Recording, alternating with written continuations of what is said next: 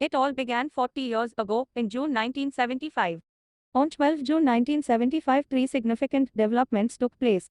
First arrived the news that one of Indira Gandhi's closest advisors, D.P. Dar, had died. Then came the results of the Gujarat Assembly elections. The Congress had lost to a combined opposition, which was led by Morarji Desai. In the early afternoon came the final shock. The election petition against Indira Gandhi, filed by the socialist leader Raj Narain, was allowed by the Allahabad High Court. Justice Jagmohan Lal Sinha held that the election had been vitiated on several counts, among them using the services of a public servant in the campaign and spending money in excess of the permitted amount. With that judgment, Indira Gandhi was unseated from her membership of the Lok Sabha. The economy was doing badly.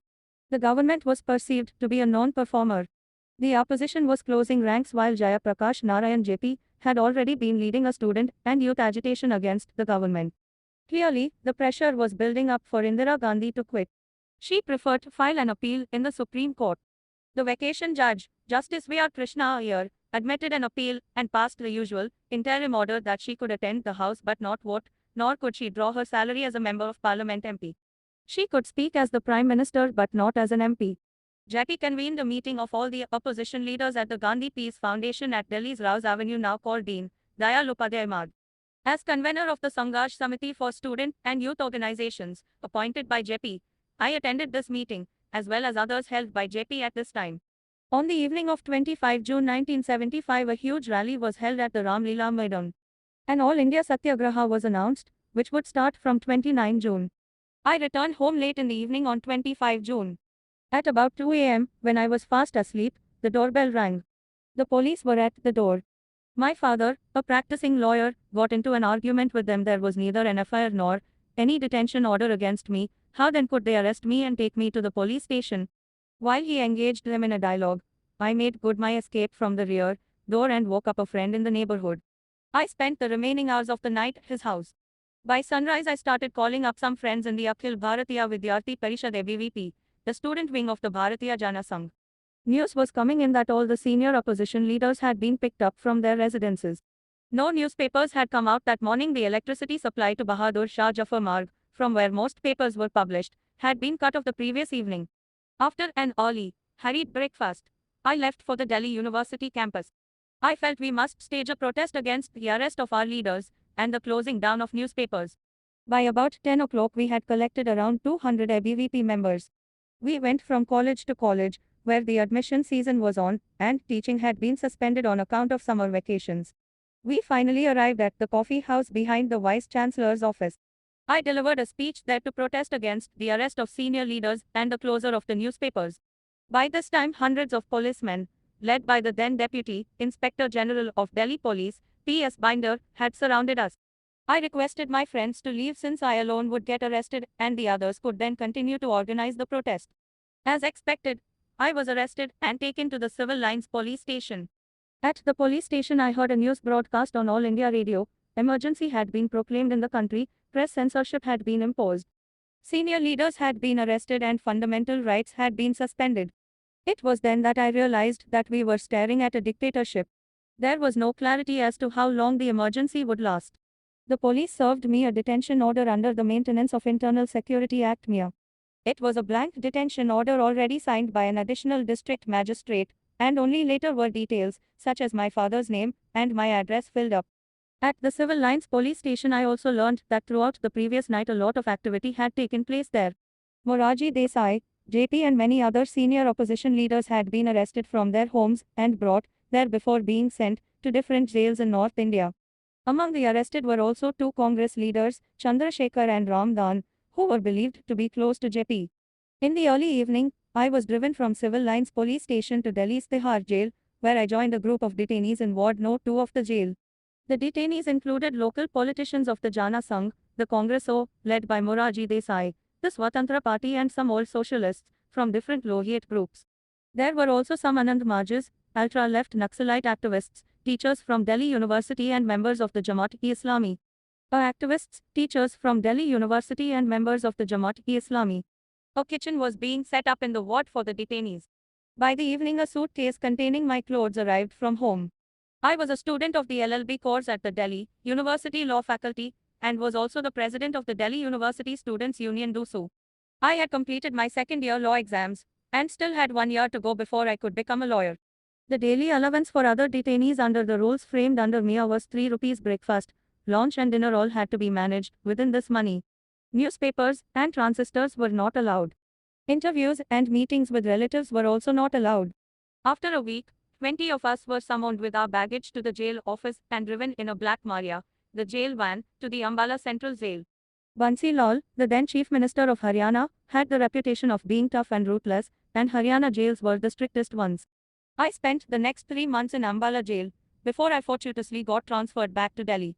7 false cases had been registered against me for participating in different agitations, and I was being summoned for these by the criminal courts in Delhi.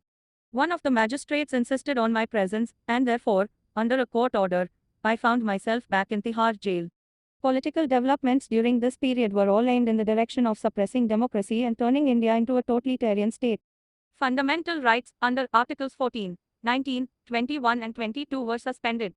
Further, the Supreme Court, by a majority of 4 against 1, upheld the plea of the government that even illegally detained persons had no right to move a court. The then Attorney General, Naren D., had argued that even if a detainee was unlawfully deprived of his right to life, there was no remedy in law as long as the emergency was promulgated. The newspapers quickly began to toe the government line, with only the Indian Express and the Statesman offering some resistance. Indira Gandhi's election appeal was allowed by the Supreme Court primarily on the ground that Parliament had amended the election law retrospectively and corrected the illegality by a legislative amendment. Every corrupt practice that she had committed for which her election had been set aside thus ceased to be a corrupt practice.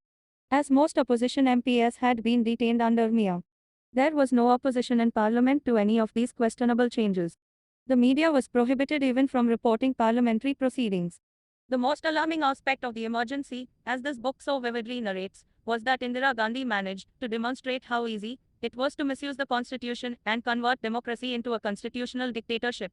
In this journey, she seemed to have picked up some clues from Adolf Hitler. As a democratic head of government of 1930s Germany, Hitler used the provisions of the German constitution to proclaim a state of emergency and claimed, as did the German constitution to proclaim a state of emergency and claimed, as did misuse Gandhi in 1975, that he took these actions because the country was in danger, the German parliament had been set on fire, and it was later proved that this arson had been planned by Hitler himself. He announced a 25-point program for Germany's economic growth. He claimed that discipline had been inducted into the system, that trains were now running on time. He censored the media. He detained the entire opposition. And his ministers proclaimed, Hitler is Germany and Germany is Hitler. Indira Gandhi did much the same. She imposed a constitutional dictatorship, censored the media, imprisoned the opposition and launched her 20-point economic program. The sycophantic Congress president proclaimed, Indira is India and India is Indira. But Indira Gandhi was one step ahead of Hitler. She used the emergency to make her son Sanjay Gandhi her political heir and successor. The state of the economy during the emergency was alarming. The growth rate was modest, and inflation rose to record highs. Nevertheless, the emergency regime declared that India was growing. Who was left to question their propaganda? Eventually, Indira Gandhi, in the face of mounting international criticism of her crushing of democracy, took a calculated risk. Having extended the life of Parliament from 5 years to 6 years, she decided in January 1977 to call for general elections. She thought she would come back with a strong mandate from the people, supporting her and her son Sanjay. As it turned out, her calculations were way off the mark. In jail, we heard about her broadcast to the nation announcing the general elections in January 1977. Censorship was partly relaxed. Detainees were to be released. I was released after 19 months in prison on 25 January 1977. With less than 45 days to prepare for elections, we jumped into the fray. Atal Bihari Vajpayee called me and asked me to contest the election.